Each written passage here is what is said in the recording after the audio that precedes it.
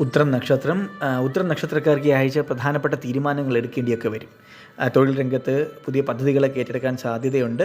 കഴിവിനൊരു വെല്ലുവിളിയാകുമെങ്കിലും അവരവരുടെ കഴിവുകൾ വികസിപ്പിക്കാനും ഒപ്പം കഠിനാധ്വാനത്തിലൂടെയും ആത്മവിശ്വാസത്തിലൂടെയൊക്കെ വിജയം നേടാൻ സാധിക്കും. അപ്പോൾ അനിവാര്യമാണ്, കഠിനാധ്വാനം ഉണ്ടാകും ഈ ഒരാഴ്ച. ആത്മവിശ്വാസത്തോടു കൂടി ഏറ്റെടുക്കുന്ന ജോലികളൊക്കെ തന്നെ ചെയ്യുക. പ്രധാനപ്പെട്ട മീറ്റിങ്ങിലൊക്കെ പങ്കെടുക്കാനും ഉത്തര നക്ഷത്രക്കാരുടെ അഭിപ്രായങ്ങൾ അവതരിപ്പിക്കാനും ഒക്കെ അവസരം ലഭിക്കും. ഉത്തര നക്ഷത്രക്കാർക്ക് സാമ്പത്തികമായൊന്ന് ശ്രദ്ധിക്കണം ഈ ഒരാഴ്ച. അനാവശ്യ ചിലവുകൾ ഒഴിവാക്കണം. സാമ്പത്തിക കാര്യങ്ങളിൽ തീരുമാനമെടുക്കുമ്പോൾ 2 വട്ടമെങ്കിലും ഒന്ന് ആലോചിച്ച് ശ്രദ്ധയോടെ കൈകാര്യം ചെയ്യുക.